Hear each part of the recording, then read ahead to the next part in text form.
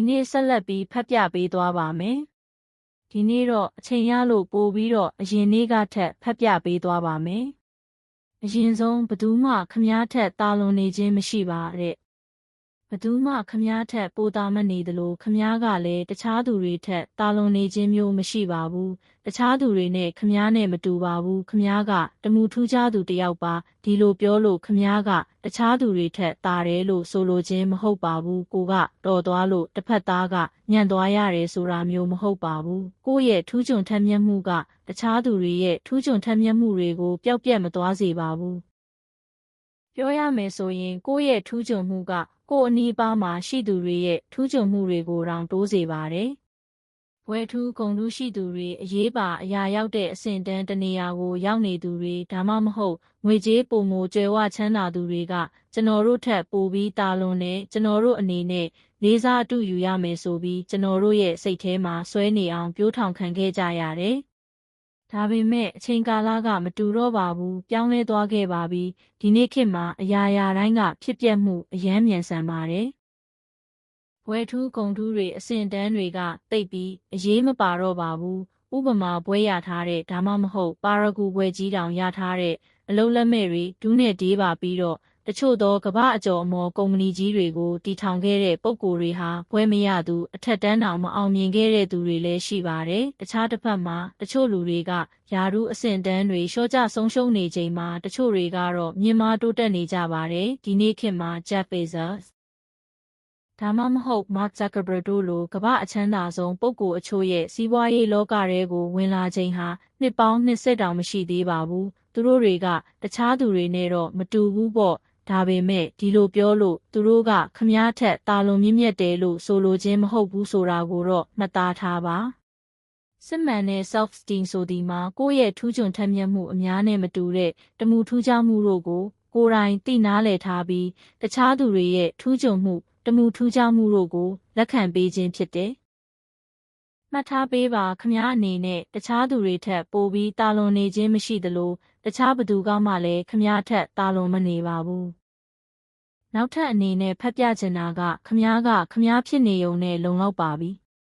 self-esteem ဆိုင်ရာပြဿနာအားလုံးဟာတူညီတဲ့အချက်တစ်ချက်တင်းကိုပဲဗဟိုပြုလဲပတ်နေပါတယ်ငါဟာမထိုက်တန်သူလူသားဖြစ်ဖို့မထိုက်တန်သူကောင်းချီးမက်လာကိုရထိုက်သူမဟုတ်ဘူးလို့တွေးမိခြင်းကိုယ်စီမှာဖြစ်ပေါ်ရရှိထားတဲ့ကောင်းမွန်ခြင်းတွေဟာကိုယ်နဲ့မထိုက်တန်သလိုမျိုးခံစားရခြင်းတို့ပဲဖြစ်ပါတယ်စိတ်ထဲမှာဒီလိုတွေခံစားလာရပြီဆိုရင်ဒီခံစားမှုတွေကလက်တွေ့မှာကိုယ်စိတ်ကယုံကြည်မျှော်လင့်တဲ့အတိုင်းဖြစ်လာတတ်တဲ့သဘာဝမှု self-fulfilling prophecy ကောင်းမွန်တဲ့အရာတွေကျွန်တော်တို့စီနောက်ထပ်ရောက်မလာတော့ပါဘူးတခါတည်းစကားကုန်ပြောပါမယ်ခမားဖြစ်နေုံနဲ့တင်လုံလောက်ပါပြီလှည့်စားခံရပြီးထောင်ချောက်မမိပါစေနဲ့ထိုက်တန်သူတယောက်ဖြစ်လာဖို့အထူးရည်ချင်းတွေမလိုပါဘူးပိုပြီးဉာဏ်ရည်ထက်မြက်နေစရာမလိုသလိုပိုပြီးချမ်းသာကြွယ်ဝနေဖို့လည်းမလိုအပ်ပါဘူးခမားအနေနဲ့ကောင်းမွန်တဲ့အရာတွေနဲ့ထိုက်တန်သူတယောက်ဖြစ်နေပြီးသားပါအလောက်ကိုင်ပိုင်ဆိုင်မှုအိုးပိုင်အိမ်ပိုင်စသဖြင့်ဘဝမှာကိုယ်ပိုင်ဆိုင်တဲ့အရာအလုံးကကောင်းမွန်သားရပြီးကိုယ့်ရဲ့ဘဝနေထိုင်မှုပုံစံအပေါ်လွှမ်းမိုးမှုရှိနေတတ်ပါတယ်။ဒါပေမဲ့ဒီအရာတွေရှိနေခြင်းမရှိနေခြင်းဟာကိုယ့်ရဲ့ပင်ကိုယ်မွေးရပါလူသားတစ်ယောက်အနေနဲ့အဖိုးထိုက်တန်မှုဒါမှမဟုတ်အရေးပါအရာရောက်မှုနဲ့တော့လုံးဝမသက်ဆိုင်ပါဘူး။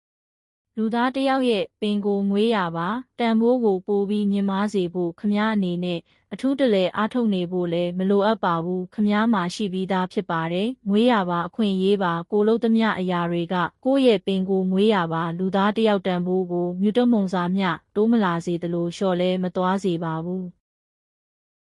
ကိုဖြက်စီးတတ်တဲ့ဆိုးဆိုးရွားရွားအမှုအကျင့်တွေကြောင့်ခမားကိုပျက်စီးသွားစေတတ်တာကလွဲလို့တခြားဘသူကမှခမားရဲ့အရှိတရားတန်ဖိုးကိုလူယူလို့မရပါဘူးကိုတန်ဖိုးကိုတန်တရားစိတ်တွေအမြဲလိုဝင်နေတယ်ဆိုရင်တော့အောက်ကစာကြောင်းတွေကိုအတန်ထွက်ပြီးဖတ်လိုက်ပါခမားဖြစ်နေုံနဲ့တင်လုံလောက်ပါပြီခမားဖြစ်နေုံနဲ့တင်လုံလောက်ပါပြီခမားဖြစ်နေုံနဲ့တင်လုံလောက်ပါပြီနောက်ထပ်တစ်ခန်းကတော့ဝေဖန်မှုတွေကိုပုဂ္ဂိုလ်ရေးအရမခံစားပါနဲ့ပြစ်တင်ဝေဖန်မှုတွေကိုရှောင်လွှဲနိုင်မဲ့အသေးချာဆုံးနည်းလမ်းတစ်ခုကတော့ဘာမှမလုပ်ခြင်းဘာမှမပြောခြင်းဘာနဲ့မှမပတ်သက်ခြင်းပါပဲ ကိုယ့်ရဲ့လုပ်ငန်းပိုင်းမှာဘလောက်ပဲကျွမ်းကျင်ဘလောက်ပဲလုပ်ရည်ကိုင်ရည်ရှိဝေဖန်အပြစ်တင်မဲ့တစ်စုံတစ်ယောက်ကတော့အမြဲလိုရှိနေပါလိမ့်မယ်ဒီအချက်ကိုမြန်လက်ခံလိုက်လေပိုကောင်းနေပါရင်ဆိုင်ဖြည့်ရှင်းဖို့နီးလန်းမြန်ရှာလေပိုပြီးကြန့်ခိုင်လေဖြစ်ပါတယ်တချို့လူတွေကတစ်ဖက်သားကိုစိတ်ညစ်အောင်လုပ်ခြင်းဒါမှမဟုတ်အလုံးနဲ့ပတ်သက်ပြီးတိုက်ခိုက်ခြင်းဒါမှမဟုတ်ပိုပြီးဆိုးတဲ့အခြေအနေတွေမှဆိုတစ်ဖက်သားရဲ့ကိုယ်ရည်ကိုယ်သွေးကိုတိုက်ခိုက်ခြင်းတစ်ဖက်သားကိုတိမ်ငယ်အောင်ဆွဆွဲပြောဆိုခြင်းတစ်ဖက်သားရဲ့စိတ်ကိုတက်ခြင်းတွေပြုလုပ်လိုက်ရမှစားဝင်အိပ်ပျော်သူတွေရှိတတ်ကြပါတယ်သူတစ်ပါးပြောတဲ့ဝေဖန်အကြံပြုချက် feedback တွေကိုနားမထောင်သင့်ဘူးလို့ကျွန်တော်မဆိုလိုပါဘူးအပြုသဘောဝေဖန်ခြင်းလားအဖြတ်သဘောနဲ့ဝေဖန်ခြင်းလားဆိုတာကိုခွဲခြားတတ်အောင်သင်ယူဖို့ကဆိုလိုရင်းဖြစ်ပါတယ်ဒီလိုစိတ်သဘောထားတိမ်ပြင်းသူတွေနဲ့ဆန့်ကျင်ရင်းခုန်လေ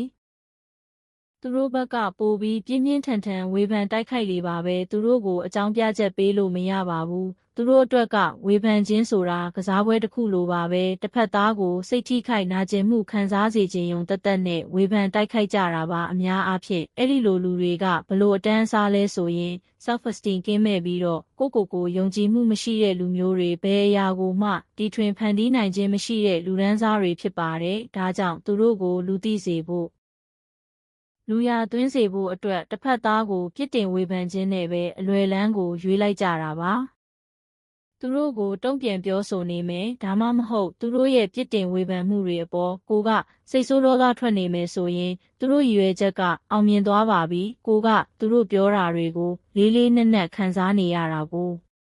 ကျွန်တော်အတွက်ကတော့ဒီလိုလူတွေကအစိတ်အတောက်ရှိလို့သူတို့ကိုကျွန်တော်ဘဝထဲမှာမရှိစေလိုပါဘူးတုံ့ပြန်အကြံပြုချက်ပေးမယ်ဆိုလက်ခံပါတယ်ခင်ဗျအဖြတ်မှောက်နေနဲ့ဝေဖန်ပြစ်တင်ခြင်းဆိုရင်တော့လက်မခံပါဘူးကျေးဇူးတင်ပါတယ်နောက်မှတွေ့မယ်ခင်ဗျလို့စသဖြင့်ကိုယ့်ဘက်ကနီလန်းပေါင်းစုံနဲ့ဖြည့်ရှင်းလို့ရပါတယ်နံပါတ်1လစ်လျူရှုထားလိုက်ပါစိတ်ဆိုးအောင်စွပေးနေရင်လည်းအရေးရာထားပြီးတုံ့ပြန်မနေပါနဲ့နံပါတ်2ဘာပဲဖြစ်ဖြစ်ကျေးဇူးတင်ပါတယ်လို့ပြောပါနံပါတ်3ဒီအချက်ကသူတို့ပါဇက်ကိုပိတ်နိုင်မဲ့အကောင်းဆုံးနီလန်းတောင်ဖြစ်နိုင်ပါတယ်သူတို့ပြောတာကိုသဘောတူလိုက်ခြင်းပါခမားပြောတာမှန်ပါတယ်ကျေးဇူးတင်ပါတယ်ခမားလို့ပြန်ပြောလိုက်ပါဒါကကိုပြစ်တင်ဝေဖန်သူတွေကိုအတန်တိတ်သွားစေမဲ့အကောင်းဆုံးနည်းလမ်းဖြစ်ပါတယ်သူတို့အနေနဲ့ဒီလိုတုံ့ပြန်မှုကိုမျှော်လင့်ထားမှာမဟုတ်ကြဘူးလေသူတို့ကိုဖက်ပြိုင်ပြီးညင်းမဲ့အချိန်စိတ်ညစ်သွားမဲ့အချိန်စိတ်ဆိုးသွားမဲ့အချိန်ကိုစောင့်နေကြတာဆိုတော့ကိုကသူတို့ပြောတာကိုသဘောတူပေးလိုက်တဲ့အခါဘလို့တုံ့ပြန်ရမယ်ဆိုတာကိုသူတို့သိမှာမဟုတ်ကြတော့ဘူးဒီနေ့တော့ဒီလောက်နဲ့ရပ်ပါရစေရှင်နောက်ရက်တွေမှာလည်းဆက်လက်ဖတ်ပြပေးသွားမှာမို့လို့ကျွန်တော်ရဲ့ YouTube channel လေးကို subscribe လုပ်ပေးဖို့နဲ့ like and follow လုပ်ခဲ့ပေးဖို့မမေ့ပါနဲ့နော်ကျေးဇူးတင်ပါတယ်ရှင်